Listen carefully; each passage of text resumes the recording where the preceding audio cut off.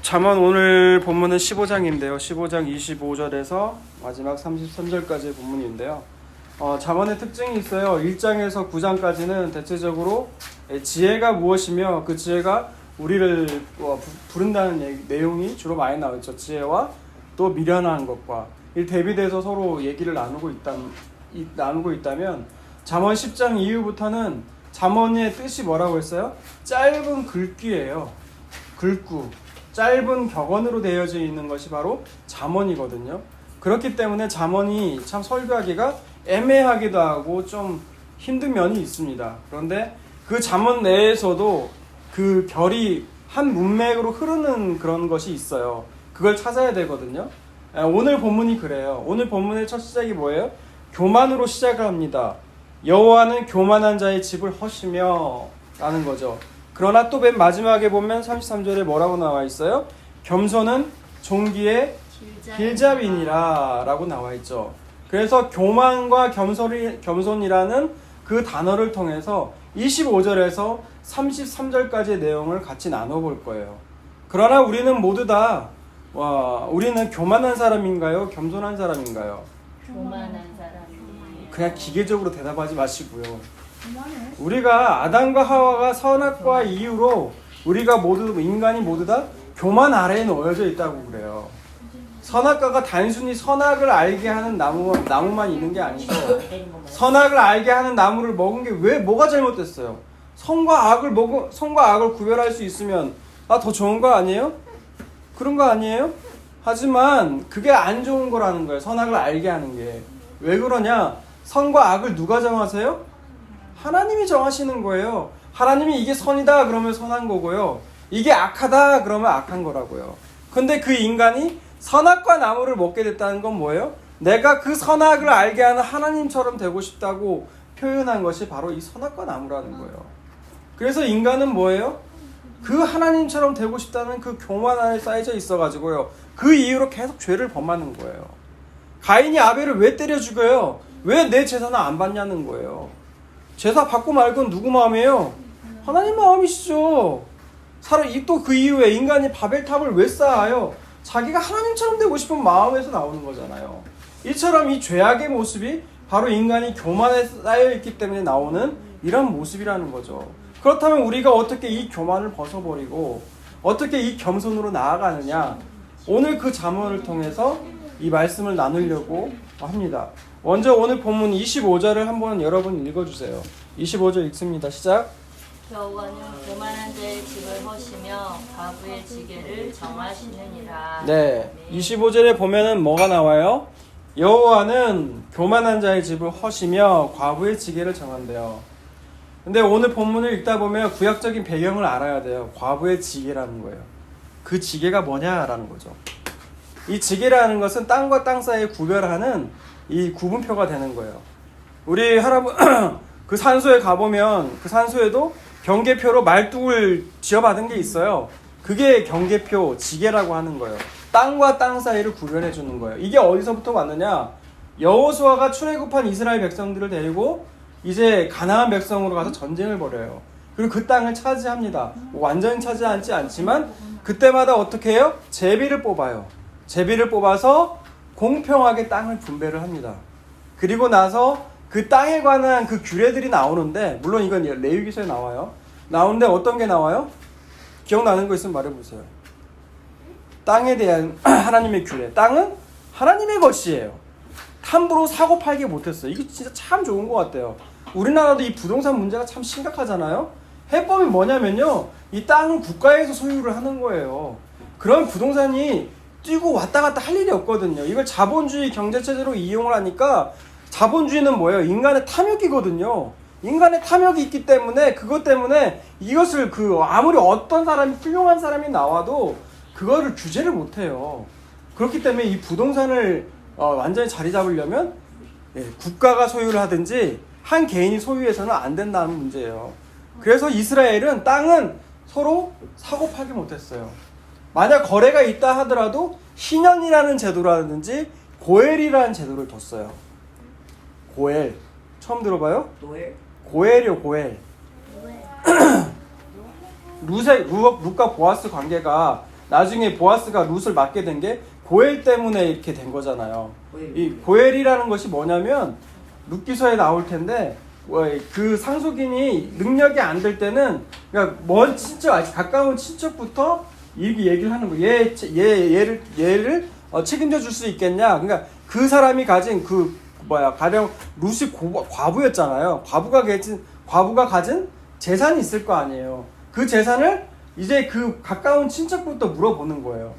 그래서 그 친척이 거부를 하게 되면 그 다음 친척으로 가게 돼서 결국 그 과부의 재산과 이런 모든 것을 뭐라고 해야 되죠? 상속을 이어받는 그 대를 이어받게 해주는 그런 제도가 고엘이라는 거예요. 아무튼 이 고엘이나 희년이라는 제도는 다 뜻이 뭐예요? 토지는 전부 다 하나님의 것이니 함부로 움직여서는 안 된다라는 거예요. 그래서 조상의 지게표를 함부로 움직이지 마라 라고 한 거예요. 왜? 하나님이 명령하셨으니까. 하나님이 정한 지게니까 함부로 움직여서는 안 된다는 거예요. 근데 이스라엘은 어떻게 했을까요? 그 지게를 움직였을까요? 안 움직였을까요? 움직였어요. 그 근거를 대보세요. 그럴 것 같아요? 이사야서에 보면 그 전에 이 말씀 찾아봤어요. 이사야서 5장 말씀 5장 8절에 보면 가옥에 가옥을 잇고 전토에 전토를 잇고 이런 이스라엘의 현실이 쭉 나오는 문장이 있거든요. 구절이 있어요. 그걸 보면 뭐래요? 이스라엘은 그 탐욕으로 인해서 지게표를 움직이지 말라고 했는데 그 가옥에 가옥을 통하고 오늘날로 말하면 뭐예요? 건물을 더 사고 토지를 더 사고 돈 있는 사람이 돈을 버는 그러한 구조로 달렸던 것이 바로 이스라엘의 현실이었던 거예요. 이 과부의 지게를 함부로 움직이는 그러한 사람들, 하나님 말씀을 무시하는 사람들, 이것이 바로 교만이라는 거예요. 교만. 하나님은 어떤 자의 하나님이시냐? 이런 과부의 하나님이시라는 거예요. 과부가 어떤 존재예요? 하나님의 도움, 누군가의 도움 없이는 살아갈 수 없는 존재. 이런 존재가 과부 아니에요? 고아와 과부와 나그네의 하나님이 바로 우리가 알고 있는 그 여호와, 그 하나님이시라는 거예요. 하나님은 그래서 자기 힘으로 얼마든지 살 수 있다 라고 하는 사람, 그 교만한 자의 집을 허시며 자기 힘으로 살 수 없어서 그 하나님을 바라볼 수밖에 없는 그 연약한 인간을 붙드시는 분이 누구시냐? 바로 하나님이시라는 거예요. 우리가 섬기는 하나님이 바로 그런 분이시라는 거예요.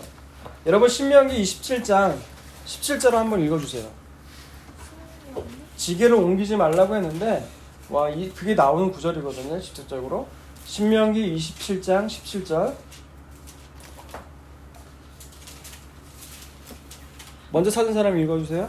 그의 이웃의 경계표를 옮기는 자는 저주를 받을 것이라 할 것이요 모든 백성은 아멘할지니라. 네, 뭐라 그래요? 경계표를 옮기는 자는 저주를 받는데요. 네, 실제로 이런 일이 벌어졌을까요? 안 벌어졌을까요? 벌어졌으니까 이런 말을 하겠죠.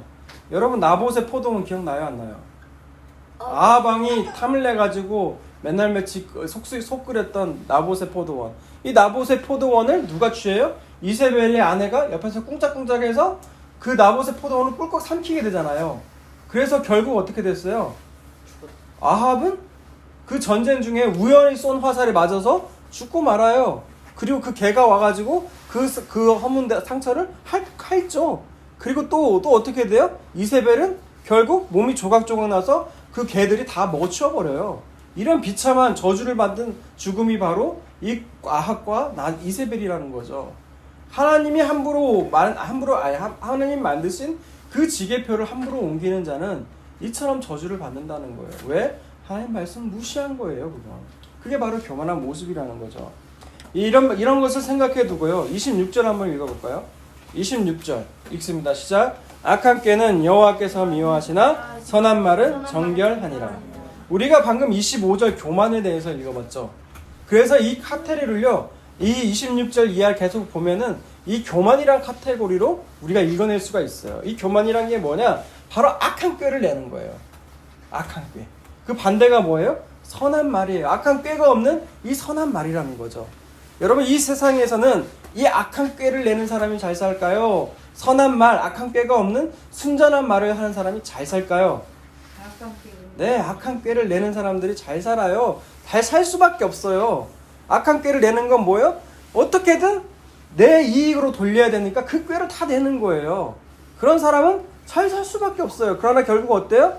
그런 교만한 자의 집을 하나님께서 허무시겠다고 하는 거예요. 분명은 자기 의지가 드러나요.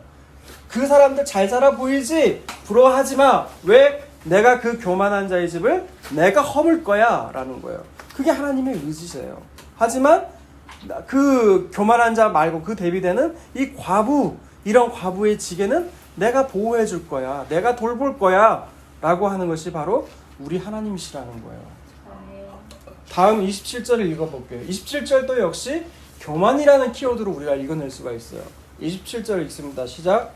이익을 탐하는 자는 자기 집을 해롭게 하나 뇌물을 싫어하는 자는 살게 되느니라. 네, 뭐라고 나와 있어요? 이익을 탐하는 자는 자기 집을 해롭게 하나 뇌물을 싫어하는 자는 살게 된대요. 여러분 현실적으로도 이게 맞는 말이죠. 그렇지 않아요? 뇌물 받다가 걸리면 어떻게 돼요? 걸리잖아요. 걸리면 뭐 깜빡하잖아요. 뇌물죄로, 뇌물수수죄로. 현실적으로도 맞는 말이에요. 그러나 아까 교만이라는 키워드를 읽어보면 교만한 사람은 어떤 사람이냐? 악한 꾀를 낸다는 거예요. 26절에서. 그리고 27절에서 그런 사람은 어떻게 돼요? 이익을 탐한다는 거예요. 결국 교만한 사람들은 악한 꾀를 내요. 악한 꾀를 왜 낼까요? 그 이익을 탐하기 때문에 낸다는 거예요. 이 교만한 사람들의 특징이라는 거예요. 교만한 사람들은 악한 꾀를 내고 이익을 추구해요. 자기 이익을. 근데 그런 사람들은 하나님이 어떻게 하세요? 그런 사람들의 집을 허물어뜨리신다는 거예요. 그런데 우리 여기까지 생각을 해보고요. 이 교만한 자의 특징을 아까 쭉 나열을 해봤잖아요. 악한 꾀를 생각하고 자기 이익을 추구하고. 여러분 이런 걸 생각했을 때 여러분 잘 생각을 해보세요. 우리가 이런 교만한 자의 특징을 얘기했는데 우리는 교만한 자예요? 아니에요? 그렇게 바로 나오시면 안 돼요. 생각을 좀 해보세요. 항상 그걸 느끼고 있으니까. 네. 역시 성숙하신 분이랑 다른가 봐요. 우리가 악한 꾀를 낸다는 게 막 매 수십억을 벌고 그 사람 망하게 하트리면서 그것만이 악한 꾀가 아니에요. 사실 이 악한 꾀라는 건 뭐예요? 자기가 이익이 되도록 생각하는 방식이거든요. 우리가 뭔가 행동을 할 때 뭔가 내가 유익이 되도록 내가 계산기를 두드려보고 하는 행동 모든 것들이요. 이게 나에게 손해가 될까? 이득이 될까? 이렇게 생각하는 모든 마음이 악한 꾀를 내는 마음이라는 거예요. 처음에 이거 구절이 있는데 내가 뭐 그렇게 악한 꾀를 냈을까? 다른 사람 망하게 하려고 했을까? 근데 그것만이 아니라는 거예요. 내가 뭔 행동을 하든지 내가 내 유익을 위해서 생각하는 그 행동들, 이익들. 우리가 그러잖아요. 가령 예를 들어서 축의금, 부적금 생각을 해봐요. 예전에 제가 있던 처음에 가입했을 때 그 지방에서 하루를 멀다 하고 상가 뭐라고 하죠? 부조금 내는 그런 일들이 있더라고요 보니까. 근데 난 알지도 못해요. 알지도 못하는 사람이에요. 근데 또 나랑 가까운 목사님이 또 장인어른이었어요. 장인어른이 돌아가실 때 전화가 왔을 때는 내가 그거 생각도 안 하고 거기를 가지만 알지도 못하는 사람은 어때요? 내가 거기까지 왜 가? 이런 생각이 내 마음에 들더란 말이에요. 여러분 그게 다 교만한 사람이라는 거예요. 악한 꾀를 낸다는 거예요. 우리 모두 다. 그러고 나서 28절을 읽어보세요. 또 교만한 사람은 28절 읽어볼까요? 28절 시작. 의인의 마음은 대답할 말을 깊이 생각하여도 악인의 입은 악을 쏟느니라.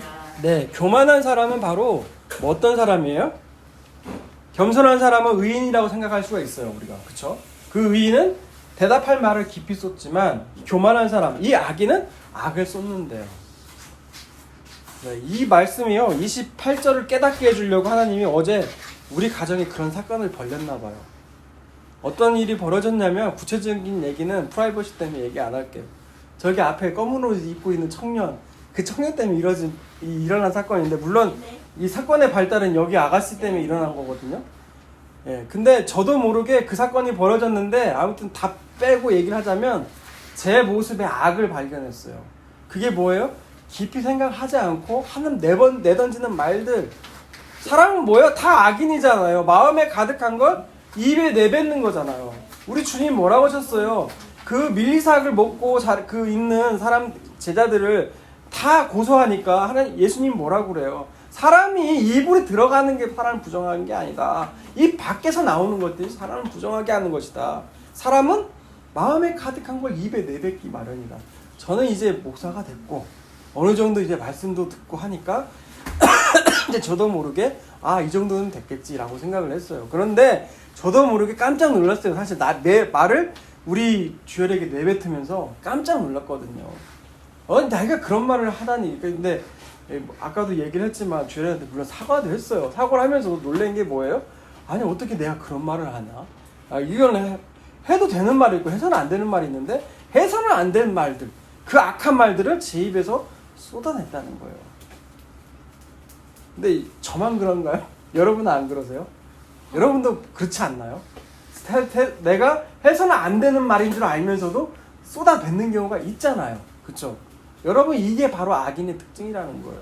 악인들은요 꾀를 내요. 꾀를 내서 자기 이익만을 탐해요. 그리고 자기 마음 가운데 있는 하고 싶은 말들을 내뱉는 것이 바로 이 악인, 이 교만한 사람들의 특징이라는 거예요. 그런데 내가 그런 사람들은 29절을 볼까요? 29절 읽어보면 이렇게 나와 있어요. 여호와는 악인을 멀리하고 의인의 기도를 들어주신다는 거예요. 그래서 하나님은 이런 악인은 멀리하시고 의인의 기도는 들어주신다는 거예요. 여러분 이런 초점이 맞추면 여러분이 기도하면 하나님이 들어주세요? 안 들어주세요? 들어주세요? 잘 들어주시나 봐요. 그쵸? 네. 그러나 이때 말씀을 듣고 있던 이스라엘 백성들은 어땠느냐라는 거예요. 이사야서 1장을 한번 볼까요? 이사야서 1장 한번 볼게요. 아가서 다음에 나오는데요. 이사야서 1장 10절 말씀 한번 읽어볼게요. 시작. 너희 소돔의 관원들아 여호와의 말씀을 들을지어다. 너희 고모라의 백성들아 우한 베베의 귀를 기울일지어다. 소돔과 고모라의 백성이라 나와 있지만 이게 말 그대로 문자적으로 소돔과 고모라를 얘기하는 게 아니에요. 남유다를 가리켜서 얘기를 하는 거예요.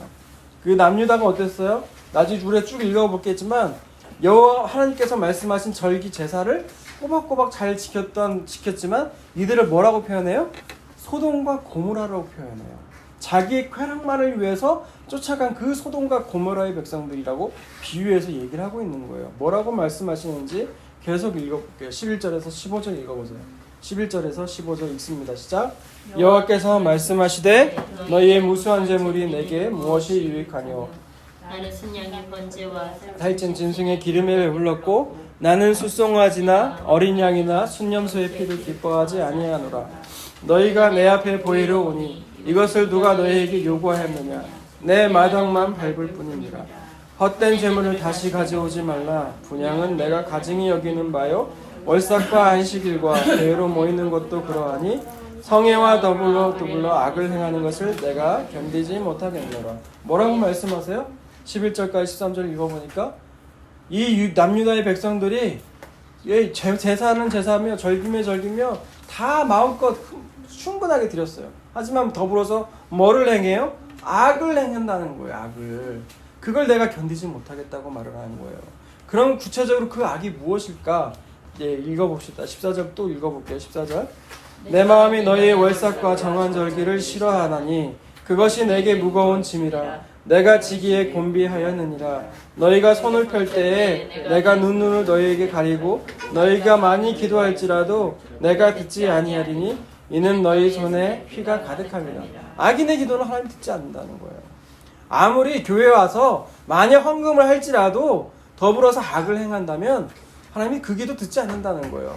하나님 그 마음의 중심을 보시거든요. 네가 왜 그 정한 절기마다 제사 때마다 왜 그 예물을 드리는지 하나님은 아신다는 거예요. 그렇기 때문에 하나님은 네가 아무리 기도해도 그 기도 듣지 않는다는 거예요. 하지만 어때요? 16절. 너희는 스스로 씻으며 스스로 깨끗하게 하여 내 목전에서 너희의 악한 행실을 버리고 행악을 그치고. 여러분 스스로 씻는다는 게 내가 노력해가지고 한다는 얘기가 아니에요. 이 표현은요 구약적인 표현이에요. 씻는다 이런 표현은 다 회개의 의미거든요. 하나님 회개해서 하나님께로 돌아오라는 거예요. 돌아오라는 거. 그래서 그 악을 그치는 건데 그 악이 뭐였었냐면 17절 읽어보세요. 선행을 배우며 정의를 구하며 학대받는 자를 도와주며 고아를 위하여 신원하며 과부를 위하여 변호하라 하셨느니라. 아멘. 네. 저는 옛날에 이 구절을 읽고 사명이 이거다. 고아와 과부를 변호해주는 법학과를 나왔으니까 이걸 모티브로 삼으려 했거든요. 근데 나중에 돌아보니까 그것도 어떻게 보면 내가 잘 되려고 그냥 마음에 꾸민 것인가 라는 생각이 들더라고요. 그 당시에 악이 뭐였냐? 이 고아와 과부와 나그네를 학대했다는 거예요. 이 고아와 과부를 향해서 하나님의 마음으로 가지고 돌보는 거, 여러분 그게 선이고 이게 이런 그런 거예요. 네. 그런 거라는 거예요. 발음이 꼬일 수도 있어요. 네. 그러면서 하나님이 뭐라고 말씀하시냐? 18절에서 20절 읽어볼게요. 여호와께서 말씀하시되 오라 우리가 서로 변론하자. 너희 죄가 주홍줄 같을지라도 눈과 같이 희어질 것이요 진홍같이 붉을지라도 양털같이 희게 되리라. 너희가 즐겨 순종하면 땅의 아름다운 소산을 먹을 것이요 너희가 거절하여 배반하면 칼에 삼켜지리라. 여호와의 입의 말씀이니라. 아멘. 네, 이게 이사야서의 말씀이에요. 이사야서의 말씀은 뭐예요? 하나님은 악인의 기도는 듣지 않으세요. 의인의 기도는 들어주세요. 하나님께로 돌아오게 되면 네가 그걸 모든 걸 돌이키고 오게 된다면 내가 이제 네 기도를 들어줄 거야 라는 것이 이사야의 말씀이라는 거예요. 그런데 왜 이 말씀을 읽었느냐? 30절 때문에 사실 읽었어요. 30절. 잠언 오늘 본문 30절 한번 읽어보세요 여러분. 잠언 30절. 눈이 밝은 것은 마음을 기쁘게 하고 좋은 기별은 뼈를 윤택하게 하느니라. 갑자기 이 구절이 등장했단 말이에요. 이게 뭘까요? 눈이 밝아진 건 뭐라고 해요?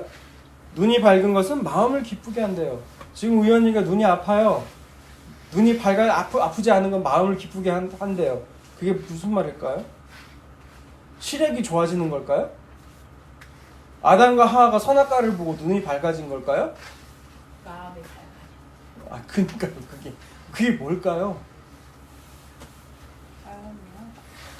우리가 계속 아까 교만을 읽었잖아요. 그렇죠? 교만이 뭐라고 했어요? 악한 꾀를 내고 자기 이익을 탐을 하며 생각할 말도 그냥 내뱉는 사람들. 이런 교만한 자들. 이런 교만한 자들이 바로 나라는 것을 알게 된 사람들이라는 거예요. 그걸 깨닫게 된 사람들. 그래서 이게 죄구나 라고 깨달으면서 하나님께 돌이키는 그 사람들, 그 돌이키는 사람들은 눈이 밝아진 자라는 거예요. 그런 사람들은 어때요? 마음에 뭐라고 나와 있어요? 기쁨이 넘치게 된다는 거. 마음이 기쁘게 된다는 거예요. 그러면서 또 뭐라고 말씀해요? 좋은 기별은 뼈를 윤택하게 한대. 이 뼈가 뭐예요? 뼈가 윤택해져요? 뼈가 막 그냥 좋아져요? 할머니 뼈가 막 그런 소식을 들으면 뼈가 막 붙어요? 안 그래요. 뼈는 사람의 전인적인 것을 말을 해요. 우리가 에스겔 보면 마른 뼈가 등장하잖아요. 이 마른 뼈라는 게 뭐예요? 그 하나님 말씀대로 살지 못하고 반역한 그 이스라엘을 말하는 거잖아요. 그렇죠? 그 마른 뼈라는 것도 뭐예요? 영혼, 전인적인 사람을 얘기해요. 이 사람을 전적으로 기쁘게 해주는 게 뭐냐? 바로 이 눈이 밝아지는 것. 자신이 어떤 존재임을 깨닫고 악한 존재임을 깨닫고 하나님께로 돌이키는 사람, 그런 사람들이라는 거예요. 그래서 이사야서 말씀 보면 오라는 거예요. 오라. 네가 그런 존재인 걸 알았으면, 네가 악인인 걸 알았으면 오라는 거예요. 오라는 거. 너희 뼈가 아무리 주홍빛 같을지라도 흰눈같이 된다는 거예요. 흰눈같이. 예전에 설교할 때도 얘기했어요. 이스라엘의 옷들은 하나하나 실마다 염색을 했다니까요. 그 실을 염색한 것을 갑자기 하얗게 될 수가 없어요. 그런데 이스라엘 사람들 그걸 알죠. 근데 아니까 더 은혜로운 거예요. 이런 죄일지라도 눈과 같이 희게 된다는 게 하나님의 은혜라는 거예요. 여러분, 하나님 앞에서 용서받지 못할 죄는 없다는 거예요. 하나님 앞에 내가 그런 존재인 걸 드러낸다는 게 하나님의 은혜거든요, 사실. 드러내고 하나님 앞에 내가 이런 존재입니다. 하나님 용서해 주세요. 내 힘으로 할 수가 없네요. 라고 돌이킬 때 하나님께서 그 사람의 죄를 용서해 주신다는 거예요. 그런 사람들은 그 마음의 기쁨이 넘치게 된다는 거예요. 자, 그래서요, 잠언 이제 31절부터 33절까지는 이제 다시 뭐가 나오냐? 아까 반대되는 이제 겸손이 나와요. 겸손이 뭐냐? 31절에서 33절을 읽어볼게요. 읽습니다. 시작. 생명의 경계를 듣는 귀는 지혜로운 자 가운데 있느니라. 훈계받기를 싫어하는 자는 자기의 영혼을 경히 여기니라. 견책을 달게 받는 자는 지식을 얻느니라. 네, 여기까지만 읽어볼게요. 생명의 경계를 듣는 귀는 지혜로운 자 가운데 있대요. 생명의 경계, 생명의 책망, 책망의 말씀을 듣는 사람들은 지혜로운 사람이라는 거예요. 교만한 사람이 아니라 그런 사람이 겸손한 사람이라는 거예요. 하지만 훈계받기를 싫어하고 책망받기를 싫어하는 사람은 자기의 영혼을 경히 여긴다는 거예요. 가볍게 여긴다는 거예요. 뭐 때문에 웃으시는 모르겠지만 묻진 않겠어요. 이해를. 책망받기를 싫어하는 사람들은요, 자기의 영혼을 가볍게 여긴대요. 이런 사람들이 교만한 사람들이라는 거예요. 겸손한 사람들은 이게 말을 던져주면 알아요. 예, 설교를 들을 때도요, 설교를 말씀을 하면, 저 목사, 저 전도사, 나를 두고 또 얘기하네 하면서 마음 가운데 부하가 일으키는 사람들이 있어요. 이런 사람들은 어떤 사람이다? 교만한 사람이라고 보시면 돼요. 근데 그 말을 듣고 내가 이런 사람이었구나. 하나님이 말씀을 통해서 깨닫게 해주시네. 참 고맙다, 감사하다. 이런 말씀을 듣는 사람은 어때요? 겸손한 사람이라는 거예요. 여러분, 우리가 교만해요, 겸손해요? 그런 의미에서 두고 보면. 하나님의 책망을 들으면 어때요, 여러분? 마음 가운데 기쁨이 넘칩니까? 감사가 넘쳐요? 네. 네, 그러면 하나님 겸손한 사람이에요. 하지만 그렇지 않고 마음에 부하가 넘치고 내가 뭐 어때서 나 정도면 이렇게 마음에 드는 사람은 교만한 사람이라는 거예요.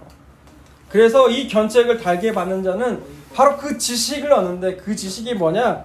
33절 읽어볼까요? 33절 읽습니다. 시작. 여호와를 경외하는 것은 지혜의 훈계라. 그 지식은 뭐냐? 바로 하나님을 경외하는 것이라는 거예요. 그 하나님을 경외하는 것을 알게 된다는 거예요. 우리가 하나님 경외하는 것이 무엇인지 아직도 모른다. 그건 우리가 아직도 교만한 자의 길에 서 있다는 얘기예요. 우리는요, 하나님이 말씀하시면요, 그 책망 받으면 그 책망 듣기 싫어하는 교만한 사람들이에요. 듣기 싫은 거예요. 이걸 받는 게 사실 하나님의 은혜거든요. 우리 히브리서 말씀 한번 볼까요? 히브리서 4장을 한번 볼게요. 몇 번이고 계속 봤던 말씀이에요. 히브리서 4장 12절부터 볼게요. 하나님 말씀은 살아있고 활력이 있어 좌우의 날선 어떤 검보다 예리하여 혼과 영과 관절과 권수를 찔러 쪼개기까지 하며 또 마음의 생각과 뜻을 판단하나니. 하나님 말씀은 살아있어요. 예리해요. 그래서 어때요? 우리의 혼과 영과 관절과 골수까지 쪼갠대요. 쪼개서 뭘 드러내요? 결국은 우리의 숨은 마음의 생각과 뜻을 드러낸다는 거예요.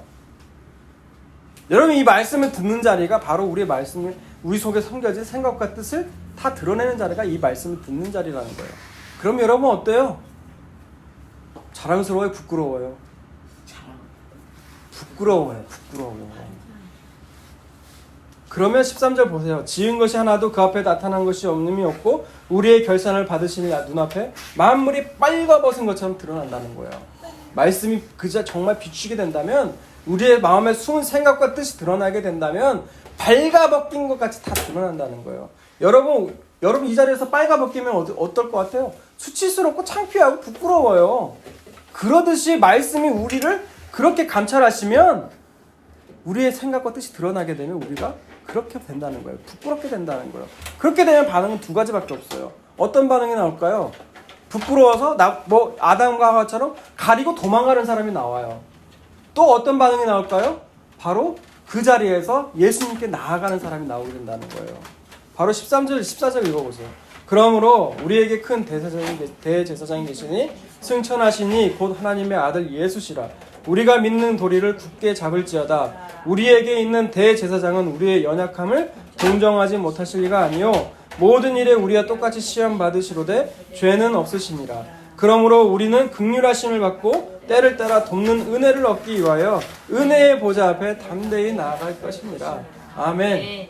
여러분, 하나님 말씀 책망이 드러나게 될 때 비록 부끄럽지만, 부끄러워서 어딘가 숨고 싶지만, 그럼에도 불구하고 예수님을 붙잡으라는 거예요. 대제사장인 예수님 붙잡게 되면 그 때를 따라 돕는 은혜를 맛보게 될 거라는 거예요. 여러분, 이 은혜가 필요하다고 여겨지는 사람은 겸손한 사람이에요. 하지만 이 은혜 필요 없다, 내가 그냥 내 죄 가리고 도망가면 그뿐이다 라고 하는 사람은 교만한 사람이라는 거예요.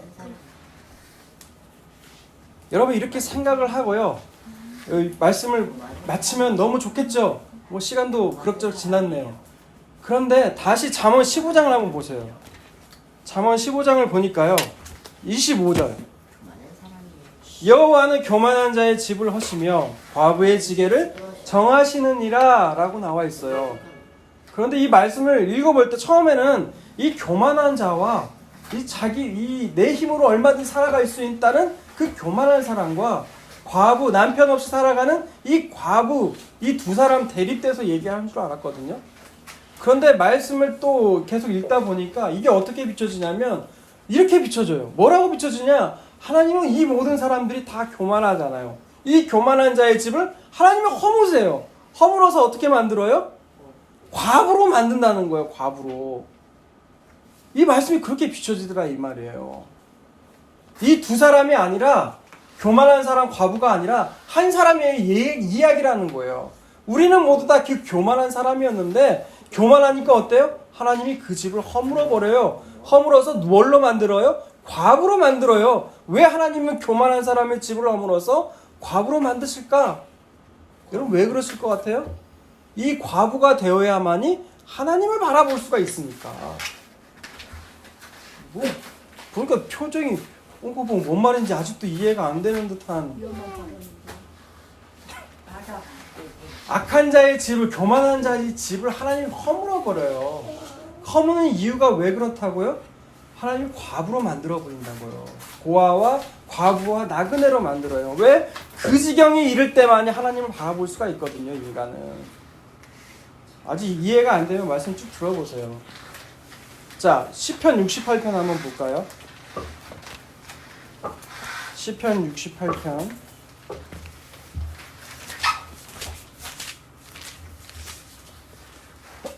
다윗의 시인데요. 시편 68편 한번 보세요. 5절부터 볼게요. 5절. 그의 거룩한 처소에 계신 하나님은 고아의 아버지시며 과부의 재판장이시라. 아멘. 하나님은 어떤 분이시라고요? 고아의 아버지가 되시고요. 그 과부의 재판장이 되신다고요. 근데 6절 보세요. 하나님이 고독한 자들은 가족과 함께 살게 하시며 갇힌 자들을 이끌어내사 형통하게 하시느니라. 하지만 어때요? 오직 거역하는 자, 나는 과부가 되기 싫어, 나는 고아가 되기 싫어, 이렇게 거역하는 자들은 어떻게 돼요? 그들의 거처는 메마른 땅이니라.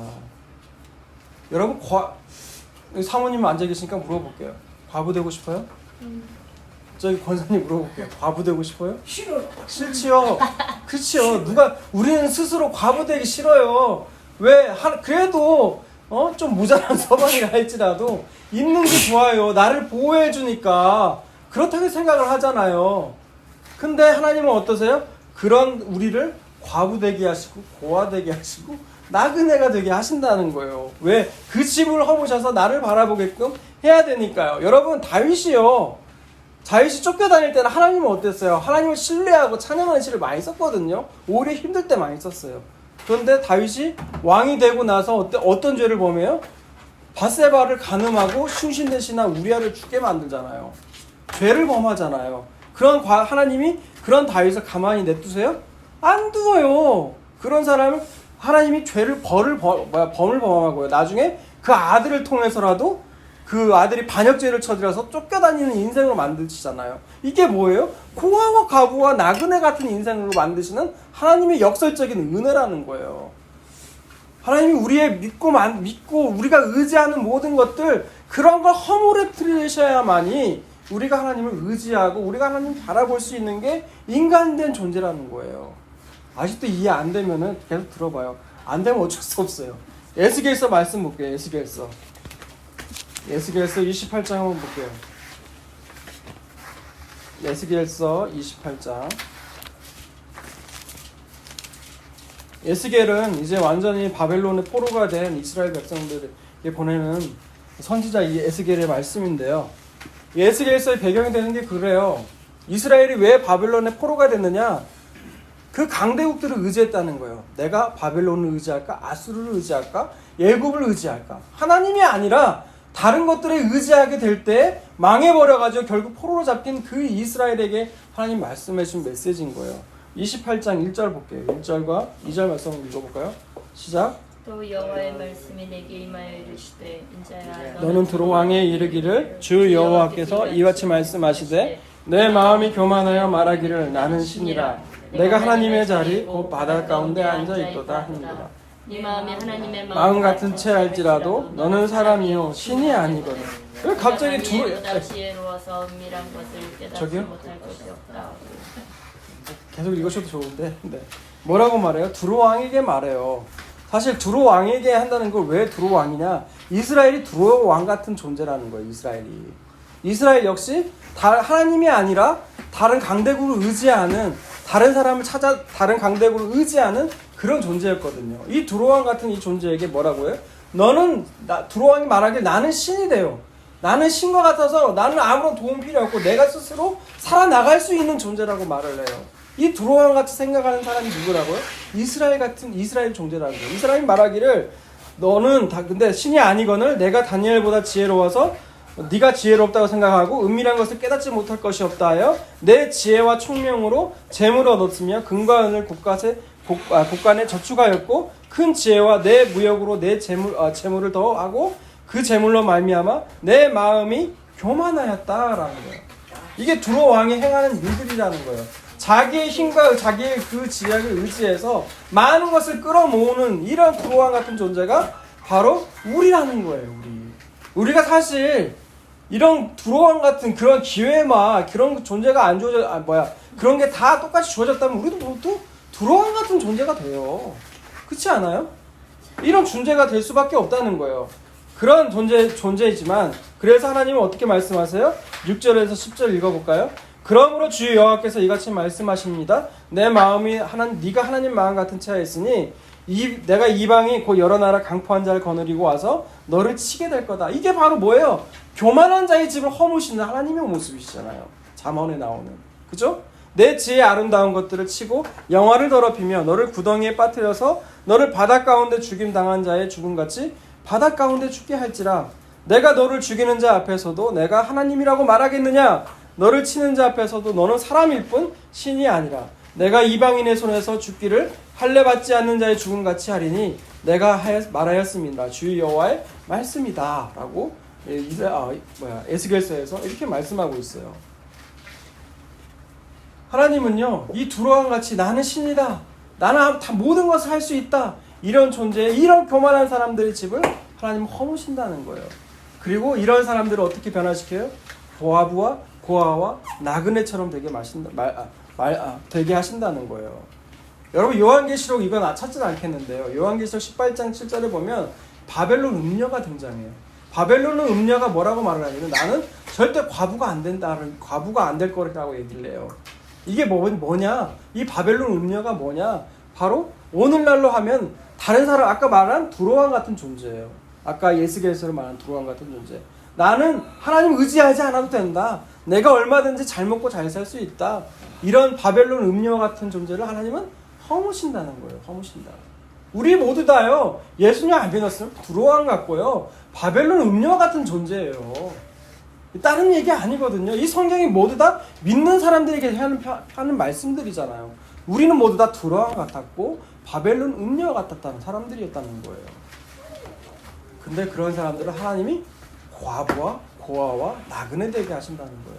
여러분 이게 하나님의 역설적인 은혜라는 거예요. 그래서요 여러분 좀 지쳐가고 있는데 하나님은 어떻게 만드시냐? 마지막으로 시편 한번 볼게요. 시편 146편 볼게요.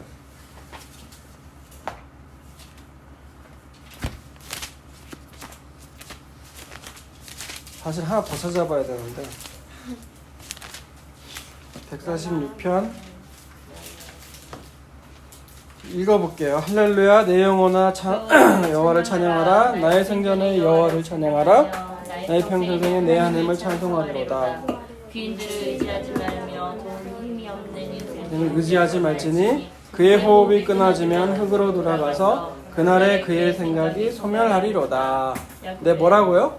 사람 의지하지 말라는 거예요. 사람 의지하지 말라.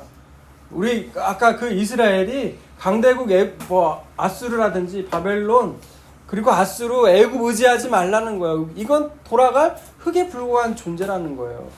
그러면서 뭐라고 말해요? 5절에 보니까 야곱의 하나님을 자기의 도움으로 삼으며 여호와 자기 하나님에게 자기의 소망을 두는 자는 복이 있대요. 근데 주의할 표현이 야곱의 하나님이에요. 야곱의 하나님. 여러분 야곱이 어떤 존재예요? 야곱이 어떤 존재예요? 환도뼈를 다쳐가지고 쩔뚝발이가 되고 그래서 나중에 그 땅에서 이제 기근이 심각하게 되자 그 애굽으로 가서 빌어먹게 돼서 나그네 같이 된 존재가 바로 야곱이잖아요. 야곱. 그런 야곱의 인생이 여러분 우리 육신의 눈으로 볼 때는 불쌍하잖아요. 아 저런 쯧쯧쯧 안 그래요?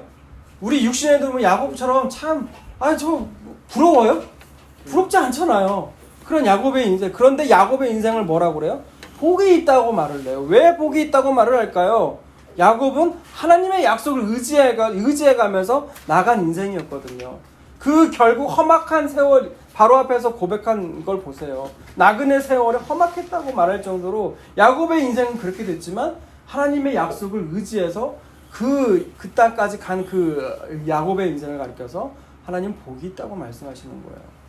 여러분 고아 과부 나그네 된다고 하니까 고아 과부 나그네 되기 싫은데 근데 약속의 눈으로 보면 어때요?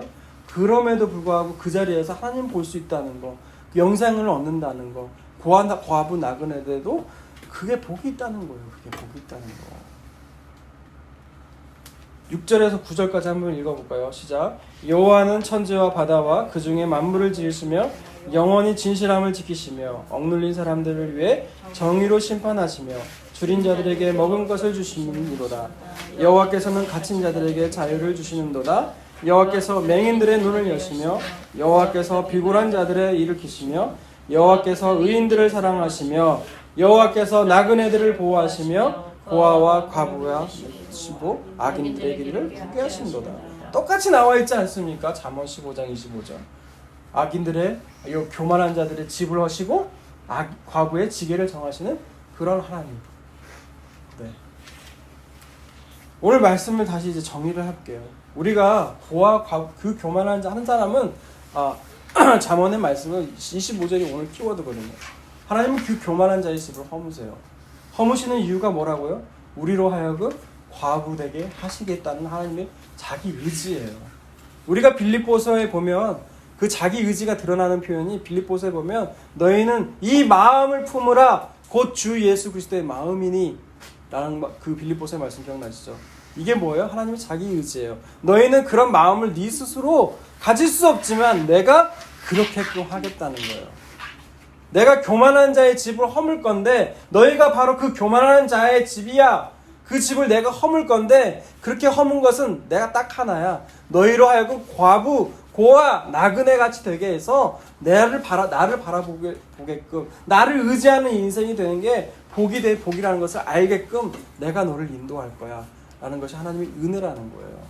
그때가 돼서야만이 우리가 하나님을 바라봐요. 그렇지 않으면 어떻게든 내 힘으로 어떻게든 살아보려고 하는 것이 인간이에요. 그런 인간의 모습을 하나님 뭐라고 그래요? 교만이라고 그래요. 교만. 하나님 외에는 내가 의지할 것이 없습니다. 하나님이 나의 피난처시요 나의 산성이시요 나의 모든 것 되십니다. 여러분 이게 겸손한 사람들이 나아가는 길이라는 거예요. 근데 이 말씀을 듣고 내가 교만한 자임을 깨닫고 그래서 하나님이 우리의 그 집을 허무셔서 우리 하나님을 다시 한번 바라보는 우리 모두가 되기를 주님의 이름으로 축복합니다. 아멘.